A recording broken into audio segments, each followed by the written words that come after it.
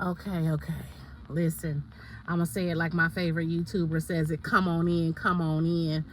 I need to do this video, and I had to really kind of make this work in my little car, and had, because I usually don't do videos like this. I usually just, nonetheless, I need to get this message out, and I don't know how long it's going to take. And I know people are looking at me like, why she always in her car, and why she always got to come outside? Because I do.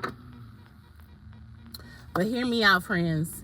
And I'm doing this on, this is going to be added to the Marketplace Ministry playlist. It's going to be added to the Marketplace Ministry playlist. But hear me out. What are you afraid of? Oh, this is going to be hard. What are you afraid of? And when I say, what are you afraid? I'm asking because I really want you to sit back and start thinking before I start talking. I want you to make a mental list of what you are literally afraid of. Like, what is taking control of your mental faculties right now? And the reason why this is really important is because you need to dab into the spiritual. Like, you have to tap in so well. Like, you have to sit back and say, Lord, what am I afraid of? Why? What and why? And here's why I want to ask this question, or why I'm asking this question, and why I'm doing this video, and however long it takes to do this video. I shared something with somebody, with a few people over the past few years, but most recently I shared with a family member that I don't understand why people don't tap into seeing more clearly my faith in God. Because I've been gone from corporate America 12 years. December 20th, 2025 will be 12 years, okay? And when I left people, why did you leave a good paying job? Why would God have you leaving a great job to go and do nothing? And it's hurtful because I'm not doing anything. I'm doing everything for my business, my ministry, my life by myself. I've been divorced. It'll be 10 years this year. Congratulations to him. He got remarried this year, and I'm glad for him, because we have a working relationship. We have a friendship. You know what I'm saying? So congratulations to him. 10 years for me. I've been single, and I mean single. Nonetheless, for the past 12 years, I have been trying to build ministry and business, and I've been doing it. And when I say alone, I've had some help along the way, but I haven't had anyone say, I've got you, like they stuck right to my right arm. I don't have that person. Okay, I just have Dana. And so at the end of the day, it's like, okay, how much longer am I gonna have to do that? Until Jesus sends somebody, until he says something different. And I'm okay with that. But when I share with people how, yeah, I may not have made my first million yet. I do make some money. It's not enough to do all the things that I know I want to do, just even in my home, or to even buy a larger vehicle, because y'all know I love driving big vehicles. Driving a car makes my nerves itch. Nonetheless, I'm not in the place that I want to be financially, but I keep doing what I need to do. But do you know what happens outside of that? God has kept me.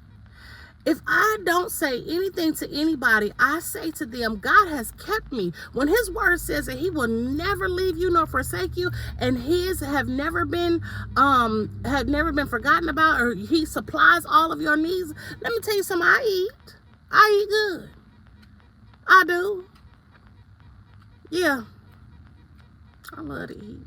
I think women do love to eat nonetheless. I'm living every day. I have a roof over my head. Yes, for 2 years, 2015 to 2017, yeah, I was homeless. With a roof over my head, but I was homeless. Yes, it happened. It's not going to happen again. Ooh. I became a homeowner in November of 2017. I became a homeowner in 2 days. 2 days. And then that was spoken to me by my grandson. Like he saw, he had a dream, and he just spoke this. what I'm saying is and I'm sharing me with you, because when I testify of the goodness of God, and yeah, I'm not a millionaire yet. When I testify the goodness of God, people look at me like, I'm glad of that for you, but I can't go through that. I would be suicidal. And I know that's what they're saying in the back of their heads. But I also know that they are also saying to my face that they can't do that. They just can't, because I got all this and I got all that, and I can't handle this and I can't pay for that, and I got this and I got that, and it's this and so to me, okay, then let me put my testimony on back burner and ask you a question. What are you afraid of? See, when I left corporate America, I was afraid if I didn't leave, that God would be like, okay, well, I'm going to take you out of here, and then you're going to have to answer to me for the things that you did not do. So, because that was a second opportunity. When God said to me in 2013, I'm going to give you this opportunity to go on and leave. Now you can go. It's not because, oh, okay, I took that first. No, God had told me back in March of 2012, get out of corporate America. That's what he said to me. He said, get out of it. And I didn't, because I was scared. I was afraid, because I was hoping that God would heal the things that were wrong in my marriage, that he would keep us together. I was afraid because my husband wasn't going to take it and he was going to leave me. But he had already left me. He had already checked out anyway. Mentally, physically, he had already checked out. So me being afraid in March of 2012 was on me. All of it was on me. I had no excuses. So it's the same thing that I'm asking all of you. What are you afraid of? If God is telling you, and he may not tell any of you to leave your jobs. Like he told me to leave mine for ministry and business, okay? He might not tell you that, but he might tell you to apply for a better position that you keep saying you're not qualified for. But if God is telling you to apply for it, why are you not qualified? Why would you say that you're not qualified? If he's telling you that 6-7 years ago he gave you a business idea and you were excited about the business idea, but you're afraid of not being able to pay your bills, but God said, I'm giving you this business idea, what are you afraid of? Because obviously he's going to make sure that you're good. Okay, so that's not good enough. So let me go back to my testimony. I may not be a millionaire yet, but I'm making it day by day. Sometimes, there are some things I can't do, okay? But there are some things that I can do. And there are some people out there that have helped that may help again. And there are some people out there that have helped that may not help ever again in their lives. But I am in the position of, I need to obey God, because if I don't and he takes me out of here, then I have to answer for the things that I did not do. I would rather go through trials and tribulations while I'm on earth than to have to go to hell when I die. So now that I've said all of that, ask yourself, what are you afraid of? What are you afraid of? Because if the thing at the top of the list is not, I'm afraid of what God is going to do to me, then there should be nothing out there that you're scared of.